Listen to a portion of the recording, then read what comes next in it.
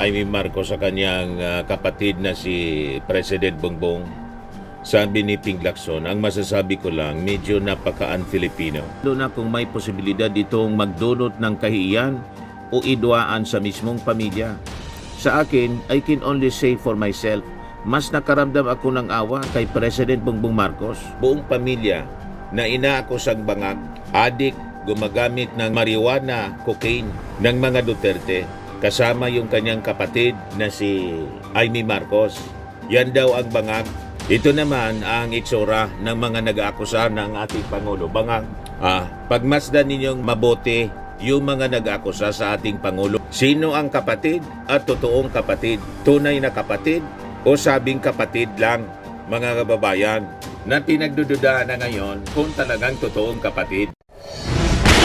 Nagbabagang mga balita at pagtalakay sa mga isyu ng lipunan. Bulsa! Opinyon, banat at paglalantad sa katotohanan. Bulsa!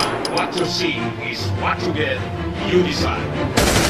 Ito po mga kababayan, si Dante Maravillas. Binanatan mga kababayan ni Senator Ping Lacson si Amy Marcos sa paninira mga kababayan ni Amy Marcos sa kanyang kapatid na si President Bongbong. Sabi ni Ping Lacson, ang masasabi ko lang, medyo napaka-un-Filipino. Mas nakaramdaman niya ako ng awa kay President Bongbong Marcos. Kita ninyo mga kababayan, buti pa yung hindi ka ano-ano ng ating Pangulo. Nakaramdam ng pagkaawa sa ating Pangulong Bongbong Marcos. Si Amy Marcos, ang nararamdaman niya, pagkainggit, pagkamuhi, yan mismo ang makikita natin sa pagkatao ni Amy Marcos. So sabi dito, ayon kay Lacson, hindi umano ang entablado ng isang pagtitipon na dinaluhan ng libo-libong tao ang tamang lugar upang ilahad ang ganong isyu, lalo na kung may posibilidad itong magdulot ng kahihiyan o idwaan sa mismong pamilya. Sa akin, I can only say for myself, mas nakaramdam ako ng awa kay President Bongbong Marcos. Sabi po ni Lacson, sabay diin na mas may angkop na paraan para talakayin ang anumang personal o pampamilyang sigalot. Mayroong ibang forum para dyan. Huwag doon sa harap ng daan-libong tao na hayagan mong sisiraan, totoo man o hindi. Ang tingin mga kababayan ni Ping Lacson, paninira. Paninira man talaga. Nakikita natin personal yung ating Pangulo. Kahapon po, nalapitan namin ni Mrs. kasi pumunta rito sa amin para mag-inspection po ng mga nasira ng Super Typhoon 1. Hindi mo po makitaan ng paggagamit ng marijuana, ng cocaine yung ating Pangulong Bongbong Marcos. Very healthy siya. Alam naman po ninyo pag ang tao addict, yan nga po ang sinasabi ng ating mga kababayan, ng karamihan. Pati sa pag-ugali po, ang addict po, ang bangag, violente at masasama ang makikita mo. Pati sa kanyang behavior, pag-ugali, nagbabago ang ugali because of the influence of drugs. Wala kang makita nga ganyan sa pagkatao ng ating Pangulo. May display of violence, of change in behavior ang nagagamit po ng pinagbabawal na gamot. Alam natin yan. Ang problema po, yung mga nag-accuse sa ating Pangulong bangag, adik, tingnan naman po ninyo ang itsura ng mga nag-accuse sa ating Pangulong Bongbong na bangag. Ito yung pamilya. Hindi ito sa akin. Post dito ni Tess Campo Uleta. Ito yung buong pamilya na inaakusang bangag, adik, gumagamit ng marijuana, cocaine ng mga Duterte, kasama yung kanyang kapatid na si Amy Marcos. Yan daw ang bangag. Ito naman ang itsura ng mga nag-aakusa ng ating Pangulo. Bangag. Pagmasdan ninyong mabuti yung mga nag-aakusa sa ating Pangulong bangag. Ito yung bangag. Ito yung nag-aakusa na ang ating Pangulo bangag. Tingin ninyo sino yung bangag? Mga kababayan, ito yung ating Pangulo na ang sabi bangag.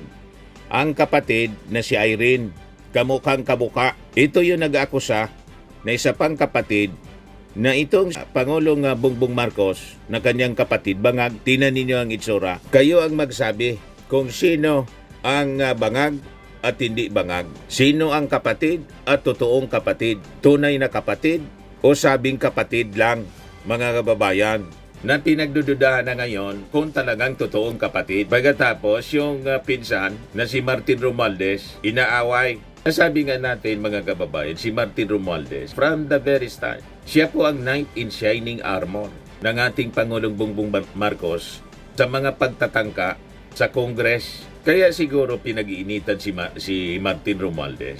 Kasi si Martin Romualdez, isang loyal na pinsan. Kung isipin, pinsan lang si Martin Romualdez. Medyo malayo si Martin, ikumpara mo kay Amy Marcos na naturingang kapatid. Kaya maintindihan mo kung bakit nasabi po ni Sandro Marcos sa kanyang official statement na hindi niya yan gawain ng isang tunay na kapatid. Na ang sagot ni Amy Marcos, ang solusyonan niya niyan, magpa-DNA ako, pagkatapos kayo, magpa-hair follicle. Talaga mga kababayan ko, narrative ng mga Duterte, yun na po ang narrative ni Amy. So makikita ninyo talaga ang impluensya ng masamang ugali ng mga Duterte kay Amy Marcos. Nahawa ng masamang ugali, mga kababayan. Kaya naawa po si Ping Lacson. Sabi ni Ping Lacson, ang masasabi ko lang niya, medyo napaka-un-Filipino. Kinain na po ng masamang sistema si Amy Marcos. Kaya talaga sabi sa kasabihan na birds of the same feather flock together. Totoong-totoo mga kababayan. So makikita ninyo sa sitwasyon ngayon, yung kapatid, tinisiraan yung kanyang kapatid. Habang yung cousin lang, kung isipin, ang siya pang nagdi-defend sa ating Pangulong Bongbong. Ang siya pang nagbibigay na proteksyon. Knight in shining armor nga ang aking turing kay Martin Romualdez sa ating Pangulong Bongbong Marcos. So makikita ninyo sa panahon na ginugulpi ng mga Duterte ang administrasyon ng ating Pangulong Bongbong Marcos. Iisang tao ang tumindig, iisang tao ang nagsakripisyo, iisang tao po ang sumalo ng lahat ng bala para protektahan ng ating Pangulo sa mga ambitious, corrupt, at masasamang tao. Sino po? Si dating Speaker Martin Romualdez. At sa panahong ito makikita ninyo, iisang babae din ang walang habas na kumampay ng mga patutsada, nag-amplify ng mga propaganda ng mga kalaban at naglagay mismo sa kanyang sariling kapatid sa bingit ng panghihina, at yun ay si Amy Marcos. Yun ang nakakalungkot. Di ba po mga kababayan? Kapamilya sa apelyido. Pero hindi po kapamilya sa laban.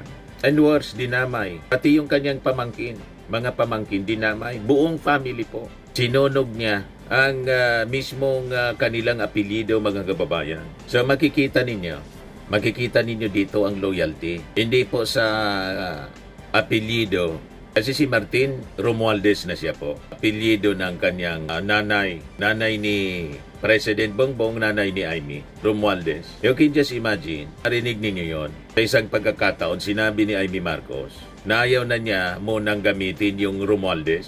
Talagang nakakalungkot mga kababayan. So ito yung loyalty, hindi sa apelyido kundi sa gawa.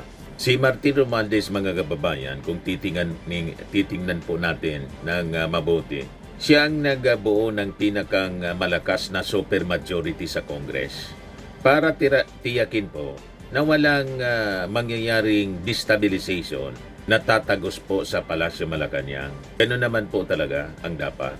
On the other hand, si Amy Marcos na kapatid, siya naman yung pinakang malakas na naging amplifier ng narrative ng mga Duterte, ng administrasyon ng kanyang sariling kapatid. Di ba po? Yun ang nakakalungkot. So kapag ang sarili mong kapatid ang nagbibigay ng bala sa iyong kalaban, ang tawag niyan, betrayal. Pagtraidor sa sariling kapatid, pagtraidor sa pamilya. Si Martin pinaghirapan ng pagpapatibay ng mga priority bills ng ating administrasyon, ng ating Pangulong Bongbong. Mga reforma na backbone ng economic recovery ng ating bansa. Habang si Amy, paulit-ulit ang mga bombshell statements na ginagamit agad ng Duterte machinery para painain ang ating administrasyon, ang ating Pangulo. Nakita ninyo ang malinaw na pagkakanulo, pagtatraidor ni Amy Marcos sa mismong kanyang kapatid. So kung may crack mga kababayan sa narrative, si Amy Marcos ang isa sa nagpapabuka, nagpapalaki ng crack. So tapos, magtataka tayo kung bakit nagkakagulo ang administrasyon. Isa doon si Amy Marcos, nagpagamit doon sa mga gustong sumira sa ating administrasyon, sa ating gobyerno, sa kanyang kapatid mismo. Nakita ninyo? Kaya talagang nakakalungkot ang mga pangyayari na sabi nga ni Ping Lacson, politika niya na nakikita kong motibo. So nagpagamit si Amy Marcos mismo sa politika ng mga Duterte. So si Martin ang umarap, mga kababayan sa banggaan. Siya ang may tapang para harapin si Sara Duterte. Ang political wrecking ball ng kanilang grupo. Kongreso mismo, mga kababayan ang naglatag ng mga anomalies sa pamamagitan ng Quadcom, mga congressional investigation po, sa mga maling paggamit ng pondo at kapalpakan ng Vice Presidente. Ito ang nagbigay ng lakas sa Palasyo Malacanang para labanan ng pressure.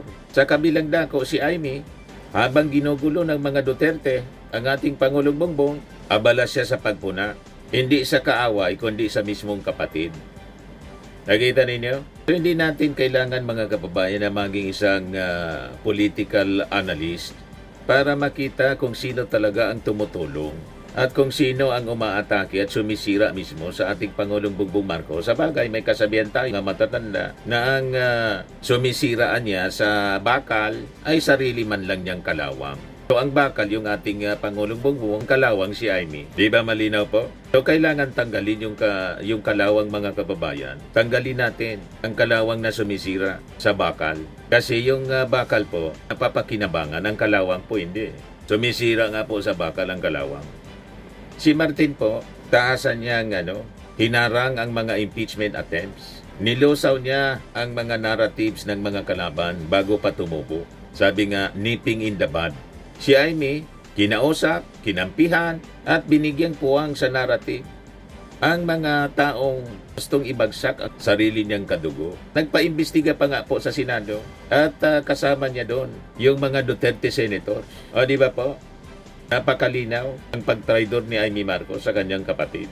Tapos sasabihin ni Amy na mahal niya ang kanyang ading. Gusto niyang protektahan yung kanyang ading. You don't protect your sibling by throwing him under the bus. Diba? May rumaragas ang bus. Pagkatapos, sabi mo gusto mong proteksyonan yung iyong kapatid. Pero ang ginawa mo, tinulak mo pa ilalim sa bus. Anong tawag mo doon? Pero si Martin, tumayo mismo, mga kababayan. At nagsakripisyo siya. Tingnan ninyo. Pinili niya na mag-resign bilang speaker mismo. You see? So makikita ninyo dito, mga kababayan, sa political dramang ito, ang sabi nga, the hard truth. Dalawang mukha ang lumitaw, mga kababayan, in this political storm. Ang isa, yung naturingang kapatid pero mabilis na sumira. Siya pa mismo ang naging mapanira. At isang pinsan na hindi nagpapatinag po sa pagtatanggol sa ating Pangulong Bongbong.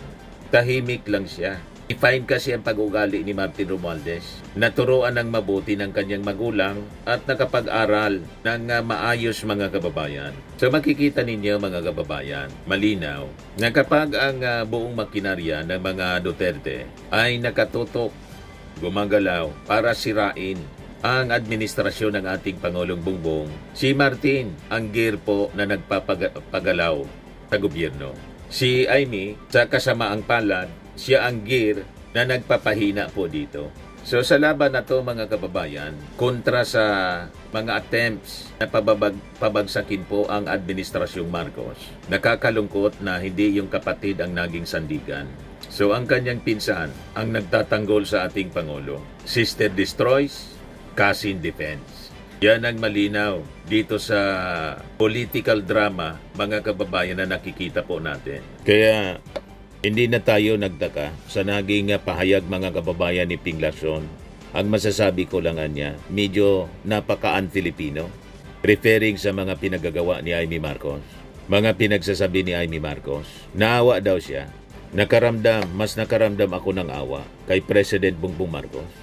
Yun din ang nararamdaman ng maraming mga Filipino. At sa pagpunta ng ating Pangulo, para inspeksyonin yung mga nasira ng Super Typhoon dito sa amin, kausap natin yung ibang mga nakapanood ng political dramang ito. Ganon din ang kanilang naramdaman. At nakaramdam sila ng pagkamuhi, pagkaawa sa ating Pangulo, pagkamuhi naman sa kanyang kapatid na si Amy Marcos. Nakita ninyo? Backfire po. Gustong siraan ng kanyang kapatid si President Bongbong Marcos. Ang nasira po si Amy. Kasi doon na nakita kung gaano kinain ng sistema si Amy Marcos. Kung paano na impluensyahan ng masamang pag-ugali si Amy Marcos ng mga Duterte. Lalong minahal ngayon ng mga mamamayang Pilipino yung ating Pangulong Bongbong. Makikita ninyo sa mga reactions ng ating mga mamamayan. Sabi ni Rolando Custodio, just do not mind her.